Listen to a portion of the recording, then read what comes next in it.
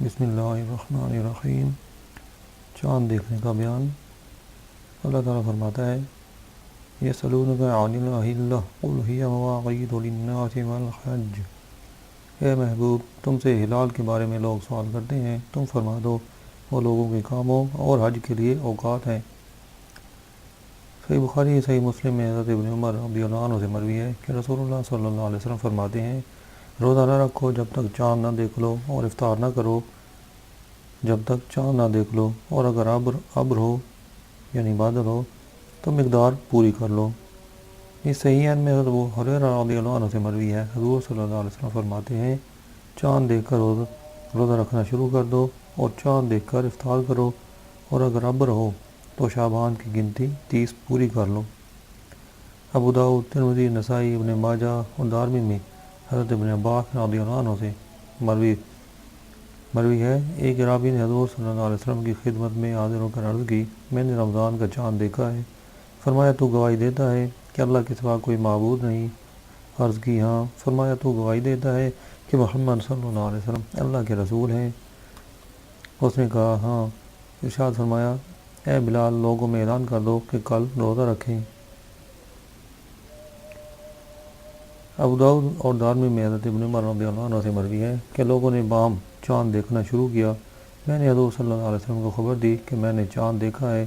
حضور صلی اللہ علیہ وسلم نے بھی روزہ رکھا اور لوگوں کو روزہ رکھنے کا حکم فرمایا۔ ابو داؤد ام المومنین حضرت عائشہ صدیقہ رضی اللہ عنہ سے روایت کرتے ہیں کہ رسول اللہ صلی اللہ علیہ وسلم شعبان کا اس قدر تحفظ کرتے کہ اتنا اور کسی کا نہ کرتے، اور پھر رمضان کا چاند دیکھ کر روزہ رکھتے، اور اگر ابر ہوتا تو 30 دن پورے کر کے روزہ رکھتے۔ صحیح مسلم میں مروی ہے کہ ہم عمرہ کے لیے گئے، جب بطن نخلہ میں پہنچے تو چاند دیکھ کر کسی نے کہا 3 رات کا ہے، کسی نے کہا 2 رات کا ہے۔ ابن عباس رضی اللہ عنہ سے ہم ملے اور ان سے واقعہ بیان کیا۔ فرمایا تم نے دیکھا کس رات میں؟ ہم نے کہا فلاں رات میں۔ فرمایا کہ رسول اللہ صلی اللہ علیہ وسلم نے اس کی مدت دیکھنے سے مقرر فرمائی، لہذا اس رات کا قرار دیا جائے گا جس رات کو تم نے دیکھا ہے۔ 5 مہینوں کا چاند دیکھنا واجب کفایہ ہے۔ شعبان، رمضان، شوال، ذوالقعدہ اور ذوالحجہ۔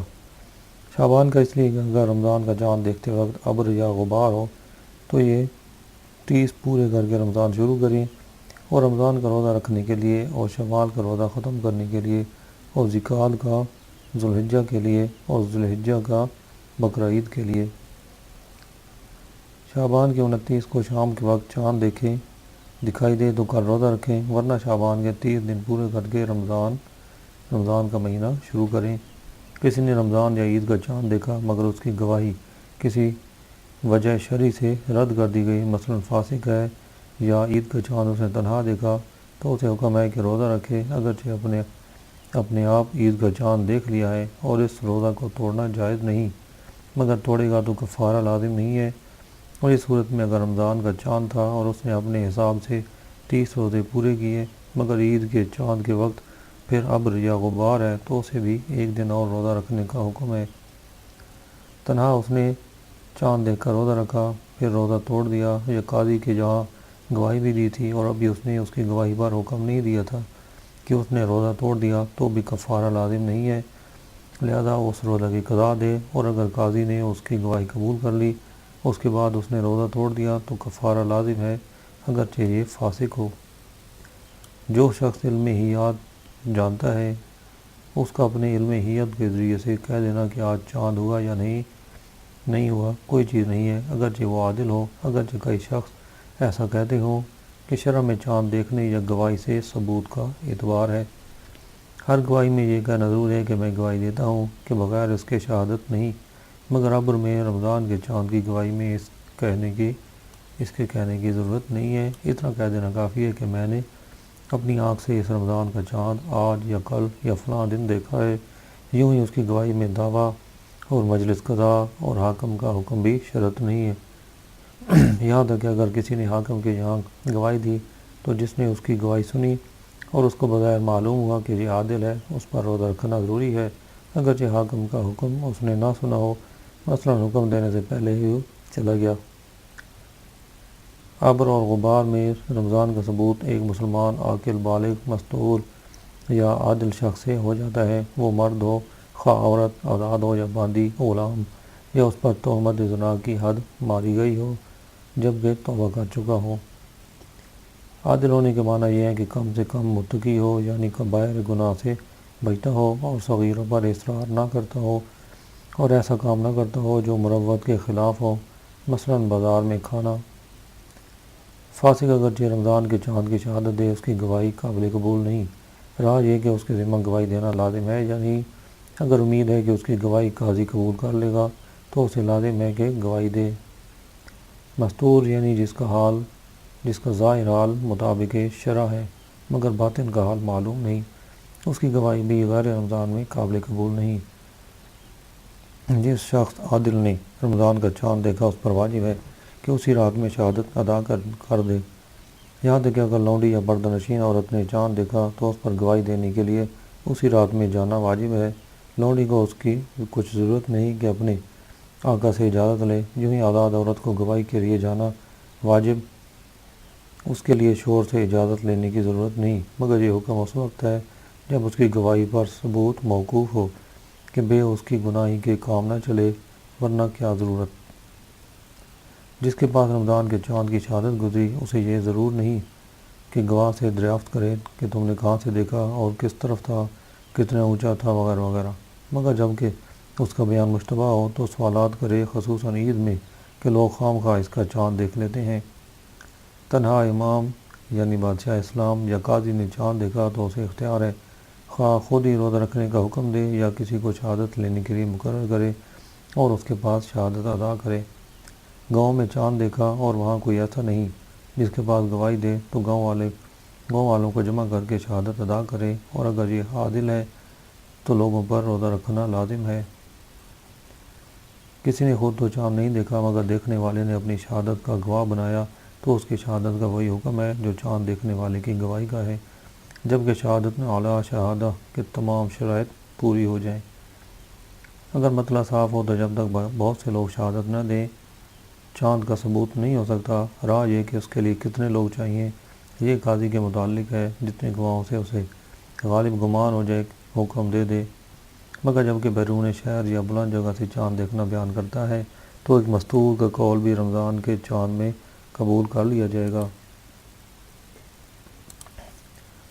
جماعت کثیرہ یعنی بہت سے لوگوں کی شرط اس وقت ہے جب روزہ رکھنے یا عید کرنے کے لیے شہادت گزرے، اور اگر کسی اور معاملہ کے لیے دو مرد یا ایک مرد اور دو عورتوں سکہ کی گواہی کی شہادت گزری اور قاضی نے شہادت کی بنا پر حکم دے دیا تو اب یہ شہادت کافی ہے۔ روزہ رکھنے یا عید کرنے کے لیے بھی ثبوت ہو گیا۔ مثلا ایک شخص نے دوسرے پر دعویٰ کیا کہ میرے اس کے ذمہ اتنا دین ہے اور اس کی میعاد یہ ٹھہری تھی کہ جب رمضان آ جائے تو دین ادا کر دے گا، اور رمضان آ گیا مگر یہ نہیں دیتا۔ مدعا علیہ نے کہا بے شک اس کا دین میرے ذمہ ہے اور میعاد بھی یہی ٹھہری تھی مگر ابھی رمضان نہیں آیا۔ اس پر مدعی نے دو گواہ گزارے جنہوں نے چاند دیکھنے کی شہادت دی۔ قاضی نے حکم دے دیا کہ دین ادا کر، تو اگرچہ مطلع صاف تھا اور دو ہی کی گواہیاں ہوئیں مگر اب روزہ رکھنے اور عید کرنے کے حق میں بھی یہی دو گواہیاں کافی ہیں۔ مطلع صاف تھا مگر دوسری جگہ ناصاف تھا، یعنی ابرآلود تھا، وہاں قاضی کے سامنے شہادت گزری۔ قاضی نے چاند ہونے کا حکم دیا۔ اب دو یا چند آدمیوں نے یہاں آ کر جہاں مطلع صاف تھا اس بات کی گواہی دی کہ فلاں قاضی کے جہاں دو شخصوں نے فلاں رات میں چاند دیکھنے کی گواہی دی اور اس قاضی نے ہمارے سامنے حکم دے دیا اور دعویٰ کے شرائط بھی پائے جاتے ہیں، تو یہاں کا قاضی بھی ان شہادتوں کی بنا پر حکم دے دے گا۔ اگر کچھ لوگ آ کر یہ کہیں کہ فلاں جگہ چاند ہوا، بلکہ اگر شہادت بھی دیں کہ فلاں جگہ چاند ہوا، بلکہ اگر یہ شہادت دیں کہ فلاں نے دیکھا، اور اگر یہ شہادت دیں کہ فلاں جگہ کے قاضی نے روزہ افطار کے لیے لوگوں سے کہا، یہ سب طریقے ناکافی ہیں۔ کسی شہر میں چاند ہوا اور وہاں سے متعدد جماعتیں دوسری شہر میں آئیں اور سب نے اس کی خبر دی کہ وہاں فلاں دن چاند ہوا ہے اور تمام شہر میں یہ بات مشہور ہے، اور وہاں کے لوگوں نے رویت کی بنا پر فلاں دن سے روزے شروع کیے، تو یہاں والوں کے لیے بھی ثبوت ہو گیا۔ رمضان کی چاند رات کو ابر تھا، ایک شخص نے شہادت دی اور اس کی بنا پر روزے کا حکم دے دیا گیا۔ اب عید کا چاند اگر بوجہ ابر کے نہیں دیکھا گیا تو 30 روزے پورے کر کے عید کر لیں، اور اگر مسئلہ صاف ہے تو عید نہ کریں، مگر جبکہ 2 عادلوں کی گواہی سے رمضان ثابت ہوا ہو۔ مسئلہ ناصاف ہے تو علاوہ رمضان کے شوال، ذی الحجہ بلکہ تمام مہینوں کے لیے 2 مرد اور 1 مرد اور 2 عورتیں گواہی دیں، اور سب عادل ہوں اور آزاد ہوں، اور ان میں کسی پر تہمت زنا کی حد نہ قائم کی گئی ہو، اگرچہ توبہ کر چکا ہو، اور یہ بھی شرط ہے کہ گواہی دیتے وقت یہ لفظ کہے کہ میں گواہی دیتا ہوں۔ گاؤں میں 2 شخصوں نے عید کا چاند دیکھا اور مسئلہ ناصاف ہے اور وہاں کوئی ایسا نہیں جس کے پاس شہادت دیں، تو گاؤں والوں سے کہیں اگر یہ عادل ہوں تو لوگ عید کر لیں۔ تنہا امام یا قاضی نے عید کا چاند دیکھا تو انہیں عید کرنا یا عید کا حکم دینا جائز نہیں۔ 29ویں رمضان کو کچھ لوگوں نے یہ شہادت دی کہ ہم نے لوگوں سے 1 دن پہلے چاند دیکھا، جس کے حساب سے آج 30 ہے، تو اگر یہ لوگ یہیں تھے تو اب ان کی گواہی مقبول نہیں ہے کہ وقت پر گواہی کیوں نہ دی، اور اگر یہاں نہ تھے اور عادل ہوں تو قبول کر لی جائے۔ رمضان کا چاند دکھائی نہ دیا، شعبان کے 30 دن پورے کر کے روزے شروع کر دیے، 28 ہی روزے رکھے تھے کہ عید کا چاند ہو گیا، تو اگر شعبان کا چاند دیکھ کر 30 دن کا مہینہ مقرر کیا تھا تو 1 روزہ رکھیں، اور اگر شعبان کا بھی چاند دکھائی نہ دیا تھا بلکہ رجب کی 30 تاریخیں پورے کر کے شعبان کا مہینہ شروع کیا تھا تو 2 روزے قضا کے رکھیں۔ دن میں ہلال دکھائی دیا زوال سے پہلے یا بعد، بہرحال وہ آئندہ رات کا قرار دیا جائے گا، یعنی اب جو رات آئے گی اس سے مہینہ شروع ہوگا، تو اگر 30ویں رمضان کے دن میں دیکھا تو یہ دن رمضان ہی کا ہے، شوال کا نہیں، اور روزہ پورا کرنا فرض ہے، اور اگر شعبان کی 30ویں تاریخ کے دن میں دیکھا تو یہ دن شعبان کا ہے، رمضان کا نہیں، لہذا آج کا روزہ فرض نہیں۔ ایک جگہ چاند ہوا تو صرف وہیں کے لیے نہیں بلکہ تمام جہان کے لیے، مگر دوسری جگہ کے لیے اس کا حکم اس وقت ہے کہ ان کے نزدیک اس دن تاریخ میں چاند ہونا شرعی ثبوت سے ثابت ہو جائے، یعنی دیکھنے کی گواہی یا قاضی کے حکم کی شہادت گزرے، یا متعدد جماعتیں وہاں سے آ کر خبر دیں کہ فلاں جگہ چاند ہوا ہے اور وہاں لوگوں نے روزہ رکھا یا عید کی ہے۔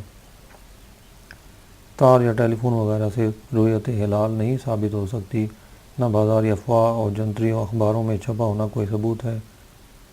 عموماً دیکھا گیا ہے کہ 29ویں رمضان کو بکثرت ایک جگہ سے دوسری جگہ تار وغیرہ بھیج جاتے ہیں کہ چاند ہوا یا نہیں، اگر کہیں سے تار آ گیا بس عید ہو گئی، یہ محض ناجائز اور حرام ہے۔ ہلال کو دیکھ کر اس کی طرف انگلی سے اشارہ کرنا مکروہ ہے، اگرچہ دوسرے کو بتانے کے لیے ہو۔ اللہ تعالیٰ سے دعائیں عمل کرنے کی توفیق عطا فرمائے۔ میں علینا الا البلاغ المبین۔